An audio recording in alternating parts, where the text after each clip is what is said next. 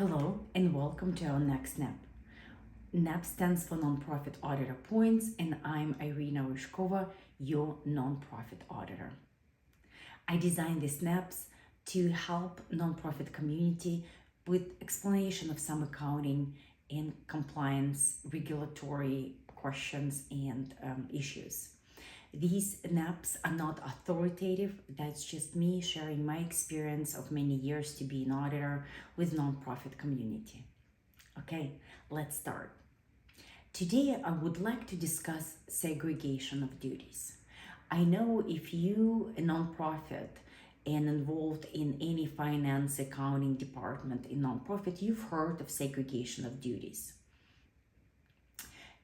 But I do believe that not many people understand well enough what does it mean in order to properly implement it within your nonprofit.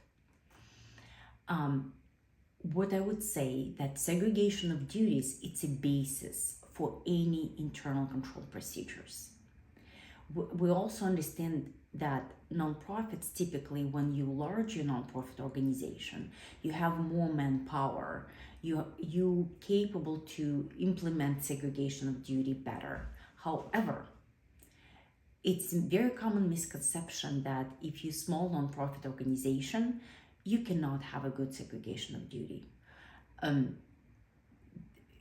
I would say there's some truth to it. It's going to be more challenging, but the main principles of segregation of internal control still can be reached regardless of the size of your nonprofit.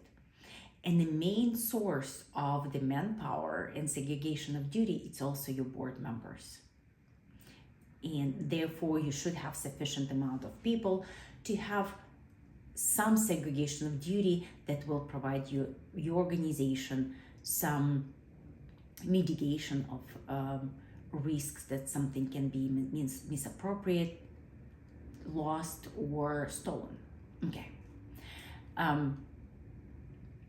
What is segregation of duty?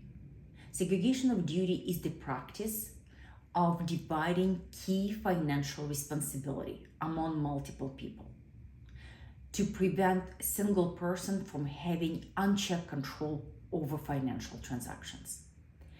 Regardless, we're humans, and we assume that all humans are honest and good people. However, if you do leave a human person that responsible for all activity, financial activity within your nonprofit, at least mistakes and errors will happen. And worst, it will be misappropriation, stolen assets. The primary objective of segregation of duty is to minimize the risk of fraud or error by ensuring that no single individual can be involved in every step of the process, meaning initiate transaction, approve the transaction, reconcile transaction, preparing financial statements, and no oversight. The question is how many people needs to be involved and how sufficient is oversight. So for every nonprofit, in order to set up a sufficient segregation of duty, you need to understand main principles of various functions and procedures that your nonprofit does to make sure that you understand what procedures are in each area and set up segregation of duty in each area. So let's see, for a lot of nonprofit organization, each area would be cash receipt, meaning revenue, purchasing, meaning like expense payment, payroll processing, and financial reporting. So there has to be at least 4 areas in which nonprofit needs to set up segregation of duty. So again, for process. Revenue, you can think about cash in. Expenses, you can think about cash out. Payroll process and financial reporting. You can think preparing reconciliation, financial statements for the board. So those 4 areas needs to be in your mind. Now, let's understand the principles of good segregation of duty. that you will need to apply to all these four processes. So segregation of duty, it's a framework in which you need to follow the key components that will help you to set up effective segregation of duty. Number one, authorization versus execution. So you need to remember that these two cannot be performed by the same person. So the person that approving transaction should not be the same person who executes that transaction. For example, if executive director or financial manager authorize a transaction, the different person needs to place an order and record that place an order, okay, and work with the vendor. Not the same person. So the person who works with vendor placing the order should be the different person from authorizing the transaction. So it's authorization versus execution, needs to be separated.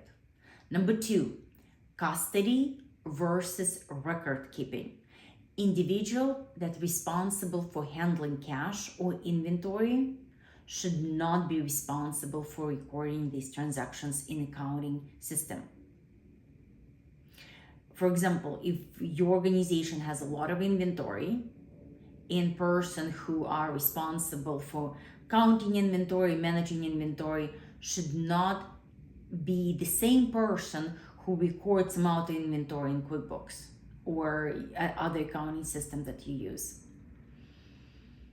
So it's a custody versus record keeping. So if your organization does not have inventory, but if you have a person who has authority to approve electronic payments, signing authority, meaning that you have custody of the cash, you can actually call the bank and set up a wire. So you should not be the same person who records transactions in your accounting system. Again, it's a custody versus record keeping, separated. Number three, reconciliation versus transaction process.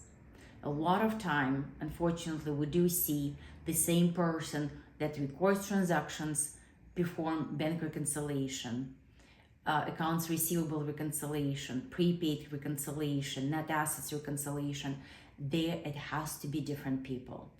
You can say for small nonprofit, there is not enough skilled people who understand reconciliation, who do not, and typically it's a person who does record keeping. That person is also understand how to reconcile. If this is the case, the nonprofit can set up either hire outside consultant with required skill, we call it skills, knowledge, and experience, who just perform reconciliations or at least review reconciliation. Or if you have that skills with one of the board members who can be involved in reviewing reconciliation, that would be also great. So the number three was reconciliations versus transaction process. And number four, access control. Employees should have a system of access limited to their job function. So if you have a accountant who does day-to-day operations, but that person does not do payroll, that person should not have access to payroll, and so forth. So if you have a person whose only job performing accounts payable, that person should not be able to do reconciliations or record any deposits. So if it's possible, make sure that the people within your organization have a limited access to the files that only applicable to their duties. So if your nonprofit follow these four principles of segregation of duties, one more time, it's authorization versus execution, custody versus record keeping, reconciliations versus transaction processing, and limit to access control limitations, then your nonprofit can look at those four principles and apply them to four areas: cash receipts, cash disbursement, payroll processing, and financial reporting. What happens if there's going to be no segregation of duty? Again, risk of mistake and fraud will skyrocket significantly, and will be some mistakes, errors, gonna be some maybe audit and regulatory issue. Your board will have very little confidence in your financial information. You, executive director, will know, there might be mistakes in financials, and could be lost of the support to nonprofit if they do understand that organization does not perform these functions. You as a nonprofit might have a good question saying, but how we can find the manpower to do all these various tasks? So what it can be, first of all, if you do believe that some area does not have enough segregation of duties, meaning not enough individuals involved in the process, you can actually develop oversight system. So at least if there is review process, often review, not just annual review, not often review, maybe monthly, it could be bi-weekly. You can hire outside consultant to do review, or again, you can find internally a person who does reviewing processes that person is not involved.